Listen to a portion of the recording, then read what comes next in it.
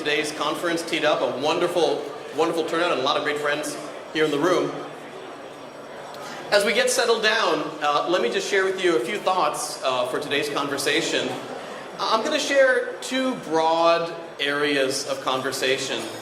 One is something we just talked about, which is this concept of becoming a Southeast Asian company. Is it even possible? Is it even realistic to be pan-Southeast Asia? And if it is, how do you do it? A very important topic of conversation, particularly for entrepreneurs right now. And the second is around capital raising today. And as many members of the panel discussed a few moments ago, there is plenty of capital in the world. It's just not very evenly distributed. And in fact, here in Southeast Asia, there's a very interesting and persistent phenomenon that many of us call the Series B-C gap, or more evocatively, the Series B and C Valley of Death. But before we go into the serious stuff, I want to start something very fun. And some of you have seen me play this game before.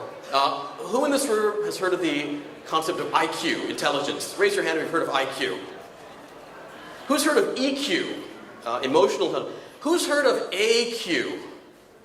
No one. This is the ASEAN quotient. So now here's what I want you to do to play the game.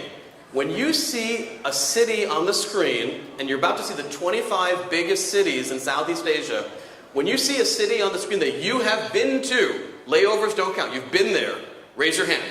And keep track of how many times you raised your hand. All right, let's start. Who's been to Manila? All right, good. Keep track. Who's been to Jakarta? Good. Bangkok? Ho Chi Minh City. Who's been to KL? Brahmo, raise your hand. Singapore? Who's not paying attention? Who's been to Yangon? All right, good. Hanoi? Bekasi. Now, keep in mind, Bekasi is larger than San Francisco. It's grown 96 times in the past 60 years. New York City has grown 1.3 times in the last 60 years. Who's been to Surabaya? Great. Who's been to Depok? Who's been to Bandung? Tangerang? Medan? Phnom Penh? Who's been to Samarang? Davao? Palembang? Who's been to Kanto? Wow, good. Makassar? Batam? Who doesn't want to admit they've been to Batam? Mandalay? Mandalay's bigger than Raleigh. Chonburi? 43 times in 60 years, wow. Samut Prakan? Oh, nobody? One gentleman, good. Haiphong? Great. So who has been to at least 10 of the cities? Oh, I should mention there's a really nice bottle of champagne for whoever's been to the most. I'm told incentives drive metrics. Who's been to 15 cities? 16 cities. 17 cities. 18 cities.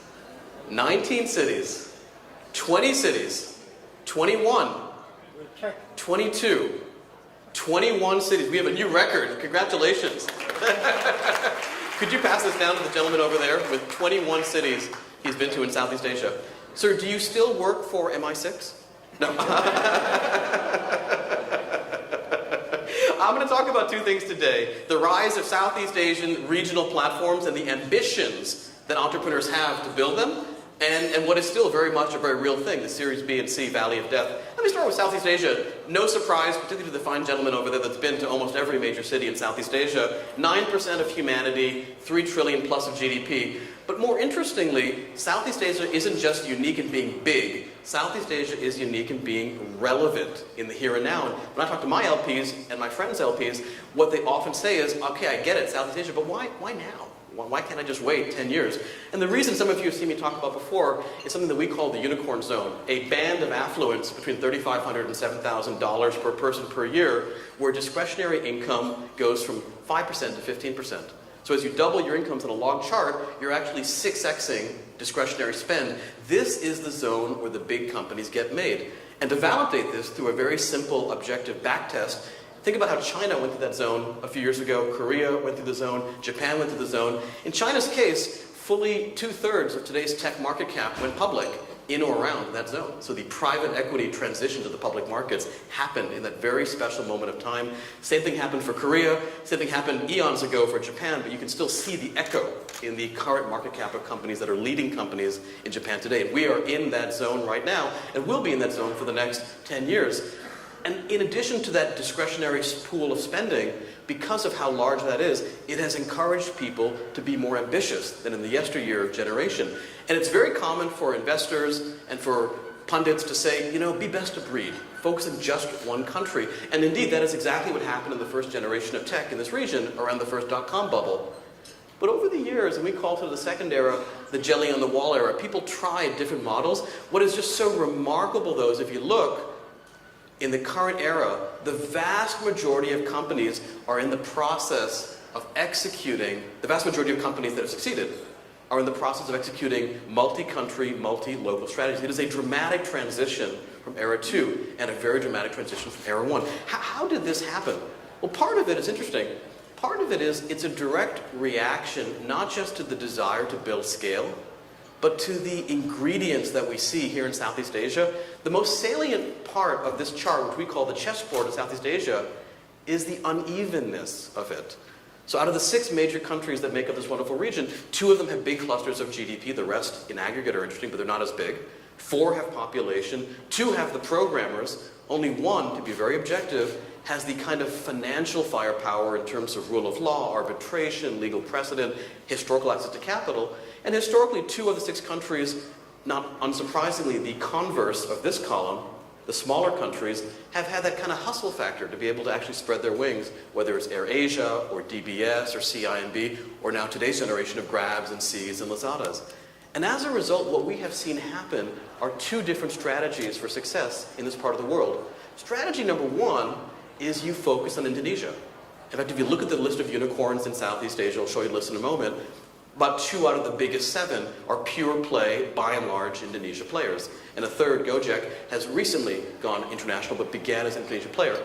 The other strategy is to go down the column. So we call this the rooks on the chessboard. You go left or right, or up or down. And interestingly, the way you do number 1 feels a lot like the way you build a company in China or India. You have a development center, you have a go-to-market strategy. The way you do number 2, though, is very complicated, but compelling if executed well. Witness the size of Sea, of Grab, of Lazada, and many, many others. And I want to borrow into how you actually do number 2, because tactically it's very important. What you have to do, jump over this, is you actually end up having to stitch the region together.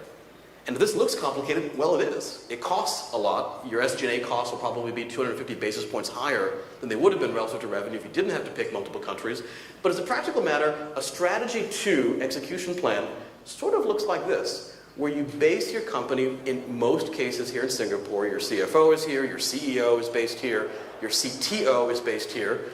You have a very strong cadre, often of folks that have the cultural heritage of the Malaysian Peninsula and Singapore, to go spread their wings across the region. But 80% of your employees are in market, deeply localizing what you do to be authentic and relevant. And this is exactly how we built Sea. And it's exactly how my friend Anthony has built Grab, and it's how Max and his team built Lazada. You have to figure out a way to have the best of both worlds, to capture the jurisdictional sensibility of Singapore, but to be authentically local with 80% of your workforce in each market. And interestingly enough, the first generation of companies to do this struggled mightily. It was not easy. There was no playbook other than looking up to what Tony had done at AirAsia, what Piyush had done at DBS Bank. And interestingly enough, of the 7 sort of largest unicorns in this region, 5 of them went regional, and 2 of them have remained somewhat more Indonesia focused. And interestingly, and again, it's not meant to be a value judgment, it's simply a statement of fact, the ones that went regional tended to have a more global background. They tended often to have studied in the US for business school or undergraduate, and they often happened to have gone to McKinsey for a bit of further business education. And that gave them a connectivity across the region, because in our mind as entrepreneurs and investors, to build a startup, one of the most important unappreciated ingredients is cohesion. And typical cohesion comes from really only 3 sources. One is there's ethnic cohesion. So you see the Finns running around the world at Nokia. You see ethnic cohesion even in the case of American companies like GE, to a certain extent very American-centric. Many Chinese companies go abroad with a very local national strategy. The second cohesion, which this slide represents, is university cohesion, or sort of first employer cohesion, where you meet a bunch of people who were Indonesians and Thais and Vietnamese and Singaporeans, and they're pulled together into a team. C, for example, is really the product of the Singapore Scholars Program and Stanford University in terms of how we all met each other to be multi-ethnic and multi-regional. But there is a third source of cohesion, which I think is dramatically simplifying the process of building pan-regional platforms now along a Category 2 strategy, and that's what we would call the oak trees and the acorns. There are now about a dozen very large platform companies that have gone through a very significant period of growth, some successful, some less so, but all having produced an alumni base. And each of these countries, for better or for worse, has tried to be multi-country. So the next generation of startups we see oftentimes derive ancestry from one of these roughly dozen academy companies that taught them business, taught them growth hacking, maybe most importantly, introduce them to their other co-founders from multiple countries who they would never have met ordinarily, who will now start a company together. And by the numbers, these 12 companies, give or take, have produced 20,000 alums who are still sitting here in Southeast Asia, who in turn have created approximately 2,000 companies, some small, but I can guarantee you the next generation of unicorns will draw very heavily from listed companies over here.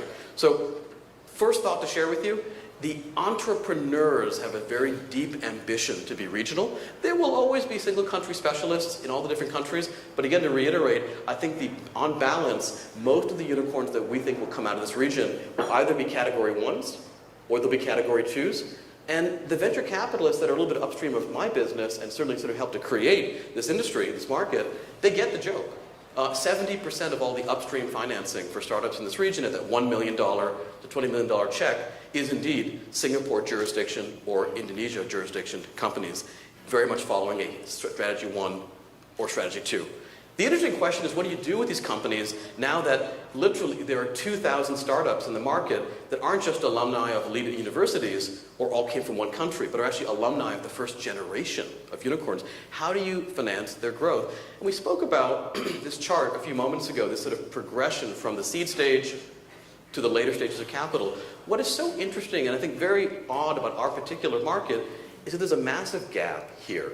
I would argue that there's a wonderful level of firms in this market. We count these things pretty rigorously, and almost every month there's a new GP over here. The most recent one was Bini Bansal's family office that just announced. Lee Fixel is in the market as well. People are entering this segment very, very consistently. About 25 or 26 GPs over here, several hundred families over here. And in this market, as you just saw on the stage a few moments ago, a very wide group of firms all looking to do deals above the psychological threshold of $100 million, which, for better or for worse, does move the needle on a global basis. When Property Guru had their data room up, ultimately became a $150-ish million round, there were at least 24 firms looking at the data room from what we understand in the very early stages. But here, there's a real shortage of capital. I want to really accentuate that point because there shouldn't be a shortage of capital in this part of the market, in part because there's a lot of upstream companies to look at. In fact, on average, every year now, given the 25 or 26 GPs in that 1 million to 20 million segment, there's about 120 deals being done per year. Historically, it sort of ramped up to that point, but there's still 310 deals to look at over just the last 4 or 5 years alone. So it is surprising in terms of the upstream supply, but if you look at it by the numbers, it's kind of one of those funny bits of arbitrage that will take some time to kink its way out of the system, but it exists. In America, in that blue zone between $20 million and $100 million check size in tech, not including bio, not including non-tech, there's about 2.3 deals that get done annually per million citizens of the country. In China, it's 0.1 deals done per million citizens of the country, but of course an awfully big country. In Southeast Asia, it's 0.02 deals that get done at the growth equity stage. Again, not for lack of upstream supply. It's more for lack of capital supply in this market. And you can actually quantify how big the gap actually is in the market. And you can trace it and see how it might be different than other markets. What I'm about to show you is a little geeky, but it's actually a very crisp way to see visually that Series B and Series C gap. Take a look at this. The gray line is China. The blue line is Southeast Asia. What we've done very meticulously is taken AVCJ data deal by deal by deal for the last 4 or 5 years And we've plotted them from the biggest deal done in the private markets in tech to the very smallest deal. So the biggest deal, I think, was the Alipay and Financial deal a few years back, big chunky one, around $10 billion. The smallest ones, of course, fall off the scale. And we've shown it to you, again, kind of the small checks up to $20 million, 20 to 100, 100 plus, and so on and so forth. And then we've just shown them on a percentile curve from the very biggest deal, again, percentile terms, to smallest. Simple way to look at it, when the curves overlap, the two ecosystems are pretty similar, adjusted for population and GDP size. They're normalized against the same curve. What you see here is that exactly at the $100 million point of deal size, the curves peel apart. And this may not seem like a lot, but on a log scale, it's a big deal. This is visually the Series B and C gap. And in the last few years, really the last 24 months, this has started getting filled in, but this is wide open. In fact, you can quantify how big it is. In Southeast Asia, every year, last few years, we've put about 2 basis points of GDP into deals in that zone, so in dollar terms, relative to our affluence. China puts in about 5.4 bips of GDP. Let's not even bother comparing ourselves to America. That's a generation in the future. But relative to China, if we simply index and said, well, shucks, against our GDP, admittedly smaller than China, if we were to be putting about 5.5 bips of GDP into those growth-sized companies, what would be the incremental amount of capital that would represent? It's about $1 billion a year. So there's basically, if you go back to this thing, this aperture, this bit of daylight between the gray and the blue, that represents $1 billion of missing capital every year in that $20 million to $100 million check size range. That's the bad news. I'll give you the good news, and maybe leave on maybe a more optimistic note. There's actually precedent for doing this, fixing this gap, which actually comes to us again from China. Take a look at this. This is the journey of China from the very earliest stages of technology investment in the country, private markets, to the present day. And instead of showing it to you on a time axis, we did something a little cute. We showed it to you on an affluence axis, inflation-adjusted affluence per person, 1,000, 2,000, 3,000, all the way up to the present day. This will allow us to overlay Southeast Asia in just a second.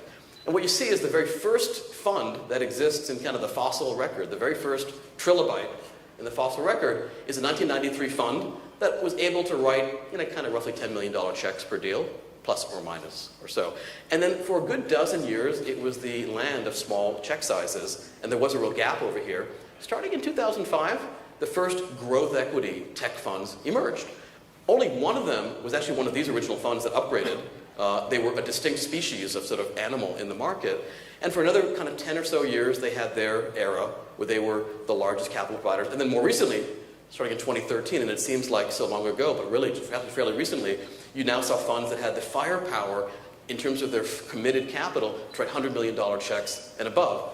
Now, interestingly, we're following exactly the same journey. So now if you just overlay Southeast Asia, again, we're about 11 years behind China in terms of affluence. All the blue dots are us. All the gray dots are just as a reference base China. The dots will never perfectly overlap. It's a bit idiosyncratic. But in general, broad brush terms, we are following exactly the same journey that China has been following, in that we're ready now to have slightly larger checks in the ecosystem, and really to position companies, I think, either to go regional or to go deep in Indonesia, but most importantly, to really fulfill their true potential to become large in a way that we've never really seen in this region before. So I leave you with a note of optimism, which I think is, at some point, 5 years from now, if I come back to share some perspective with you, I think you'll see a hell of a lot more blue dots here, as well as a hell of a lot more blue dots here. And perhaps 10 years from now, you'll see the very first chunky tech funds for Southeast Asia. But where we are, if this were the shopping mall map, you are here, we are here right now. And I think what you'll see in the next 5-6 years is a solution to the Series BC gap. But for the near term, I think a pretty compelling arbitrage opportunity to put capital to work in those segments because there's just so little of it. Pause there, maybe you can answer 1 or 2 questions, and then I can relinquish the time to the rest of the agenda.